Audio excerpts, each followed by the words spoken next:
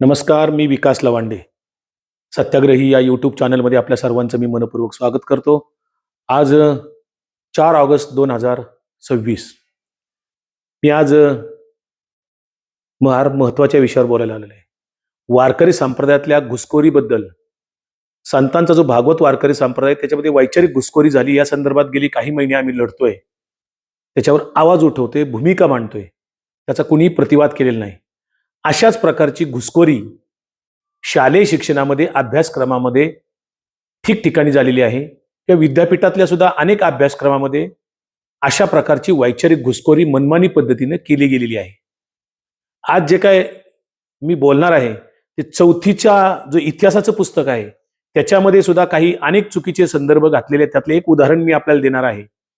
आणि इयत्ता 6वीच्या भूगोलाच्या संदर्भामध्ये काही चुकीच्या गोष्टी किंवा मनमानी पद्धतीने मांडल्या गेलेल्या आहेत. हा सगळा जो काही सावळा गोंधळ आहे असं म्हणता येत नाही. याचं कारण हे सगळं ठरवून आहे. RSSच्या विचाराचं सरकार प्रत्येक ठिकाणी त्यांचे विचार लोकांच्यावर बळजबरीने लादण्याचा प्रयत्न करते. मग ते वारकरी संप्रदाय असो किंवा मुलांची शालेय पुस्तकं असोत किंवा महाविद्यालयीन पुस्तकं असोत, अभ्यासक्रमातल्या कुठल्याही गोष्टीवर जिथे जिथे शिक्षण आहे तिथे तिथे RSSने त्यांच्या वैचारिक पारंपरिक विचारांची घुसखोरी करण्याचा सातत्याने सर्व ठिकाणी सर्व दूर प्रयत्न केलेला आहे. त्याची नमुनेवार उदाहरणे मी आज आपल्याला देतोय. खर तर महाराष्ट्रामध्ये महाराष्ट्र राज्य पाठ्यपुस्तक निर्मिती व अभ्यासक्रम संशोधन मंडळ 1967 साली तयार झालं, ज्याला बालभारती असं आपण म्हणतो, जे पुण्यामध्ये आहे. खरं तर ती स्वायत्त संस्था आहे, ती काही राजकीय संस्था नाहीये. आणि अशा बालभारती नावाच्या स्वायत्त संस्थेमध्ये किंवा महाराष्ट्र राज्य शैक्षणिक संशोधन व प्रशिक्षण परिषद पण आहेत, दोन्ही कार्यालय पुण्यातच आहेत. यांनी काय केलं, जे काही इतिहासाचं पुस्तक आहे इयत्ता 4थीचं, हे बघा, त्यातला एक टॉपिक आहे छत्रपती शिवरायांच्या संदर्भातला इतिहास सांगणारा टॉपिक आहे. त्याच्यामध्ये त्यांनी अशी घुसखोरी केली, राजमाता जिजाऊंच्या तोंडी जे विधान घातले ते इतिहासात कुठल्याही बखरीमध्ये किंवा कुठल्याही इतिहासाचा पुरावा त्याच्यावर कुठेही सिद्ध झालेला नाही किंवा कोणी मांडलेलं पण नाही, मात्र यांनी घुसडलेलं आहे. त्याच्याबद्दल आपण जरूर विचार करू शकता. काय मांडले यांनी? घरी आल्यावर शिवराय जिजाबाईंपाशी हितगुज करत जिजाबाई म्हणत, म्हणजे जिजाबाईंच्या तोंडी काय घातले बघा, शिवबा, भोसल्यांचा पूर्वज श्रीरामचंद्राने दुष्ट रावणाला मारले, प्रजेला सुखी केले. जाधवांचा पूर्वज श्रीकृष्ण, त्याने दुष्ट कंसाला ठार केले आणि प्रजेला सुखी केले. श्रीराम आणि श्रीकृष्ण यांच्या वंशात तुझा जन्म झाला आहे. अरे, तू सुद्धा दुष्टांचा संहार करू शकशील. तू सुद्धा गरीब लोकांना खूप सुखी करू शकशील. हे विधान जिजाऊंच्या तोंडी घातलेलं आहे. खर तर जे काय भोसल्यांचं घराणं हे श्रीरामचंद्राचे पूर्वज जे होते भोसल्यांचे, ते श्रीरामचंद्रांचा वंश त्यांनी दाखवण्याचा प्रयत्न केलेला आहे. आणि जाधव घराणं जे लखुजी जाधवरावांचं घराणं, हे श्रीकृष्ण त्यांचे पूर्वज होते असं दाखवायचा प्रयत्न केलेला आहे. वास्तविक इतिहासातल्या कुठल्याही बखरीमध्ये कुठेही ऐतिहासिक वास्तव हे पुढं आलेलं कधीही नाही. हे बळजबरीने असं जोडण्याचा का प्रयत्न केला गेलाय मला माहित नाही, परंतु वास्तव इतिहास मुलांना शिकायला मिळाला पाहिजे. ऑथेंटिक इतिहास, खराखोरा इतिहास हा मुलांना शिकायला मिळालेला पाहिजे. आजपर्यंत हे मी कधीही वाचलेलं नव्हतं. ते आता इयत्ता 4थीच्या या इतिहासाच्या पुस्तकामध्ये जो टॉपिक आहे छत्रपती शिवरायांच्या संदर्भातला, त्या टॉपिकमध्ये ही वाक्य मला कळाली आणि मी ती आपल्या समोर मांडतो. याच्यावर आपण जरूर विचार करावा की हा इतिहास कशासाठी ते शिकवतात खोटा. दुसरं काय केलं त्यांनी, इयत्ता 6वीच्या पुस्तकात भारतीय भूगोलाचा इतिहास. आता इतिहास हा वास्तववादी असतो. इतिहास बदलत नसतो कधी. इतिहास बदलता पण येत नाही कधी, कारण इतिहास हा वास्तवावर आधारित असतो. आता यांनी काय केलंय, 6वीच्या पुस्तकामध्ये भूगोलाचा टॉपिक आहे भारतीय भूगोलाचा इतिहास. आता भूगोल असतो तो भारतीय काय ना, अमेरिकन काय, पाकिस्तानी काय ना, आफ्रिकन काय, असा काय भूगोल वेगळा नसतो. भूगोल हा जगाचा असतो आणि भूगोलाचे जे काही सिद्धांत येतील ते जागतिक वैश्विक सिद्धांत असतात. आणि मग इथे वैश्विक सिद्धांत या भूगोलामध्ये यांनी या टॉपिकमध्ये 2 नंबरचा पुस्तक, म्हणजे भूगोलाच्या पुस्तकात 2 नंबरचा हा पाठ आहे, धडा आहे. त्याच्यामध्ये त्यांनी अक्षरशः वेद, यजुर्वेद हेच त्याच्यामध्ये सांगण्याचा प्रयत्न केलाय की भूगोलामध्ये जे काही सिद्ध झाले ते सगळं प्राचीन काळी इथं सिद्ध झालेलं होतं. त्याच्यामध्ये काही सगळं मी अख्खा टॉपिक वाचत बसत नाही. परंतु त्यांनी काय सांगितलं की भारतीय भौगोलिक ज्ञानास प्राचीन व गौरवशाली प्रदीर्घ इतिहास लाभला आहे. प्राचीन भारतीय संस्कृतीपासून आणि भौगोलिक संकल्पनाचा विकास झाला आहे.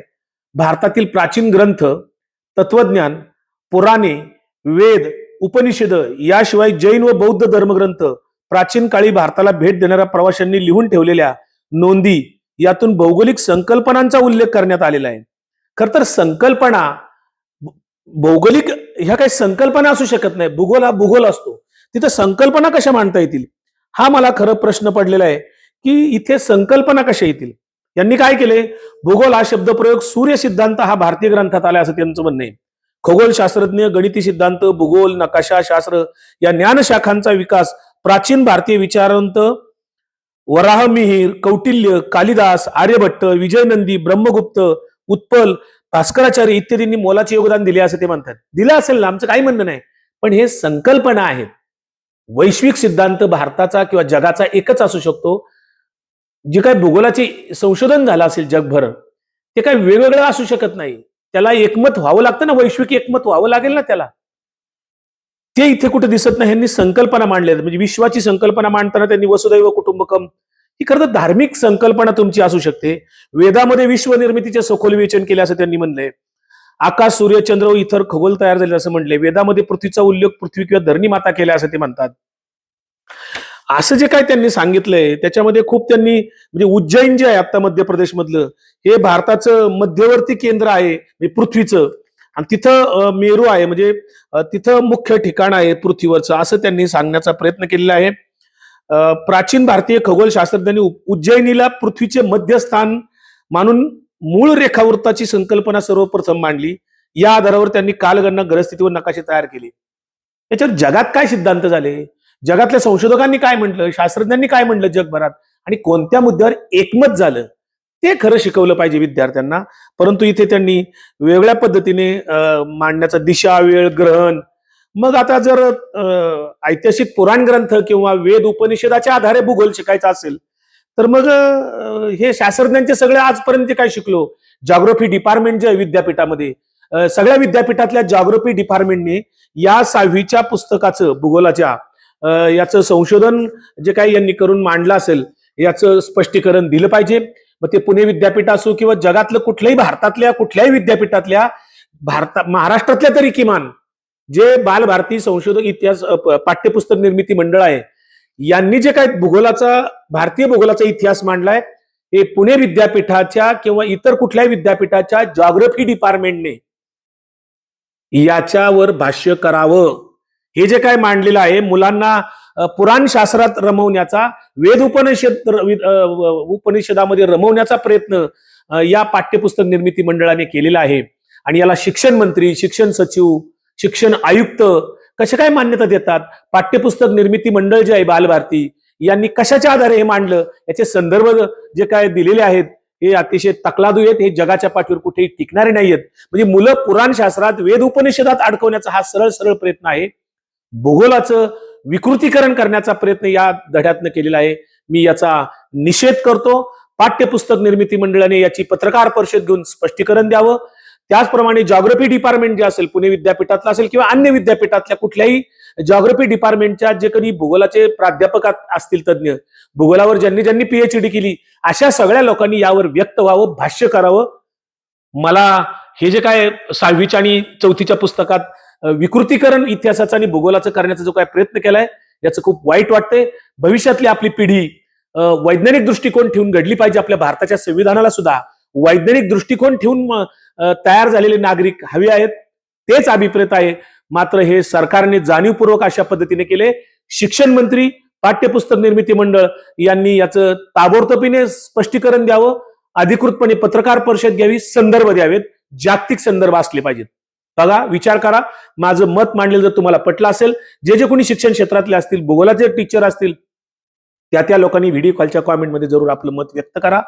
हा व्हिडिओ जर पटला असेल, आपल्या मुलांच्या भवितव्यासाठी जर आपल्याला काही चांगलं काही शिकवायचं असेल तर या मुद्द्यावर सर्वांनी आवाज उठवला पाहिजे अशी माझी मागणी आहे. धन्यवाद.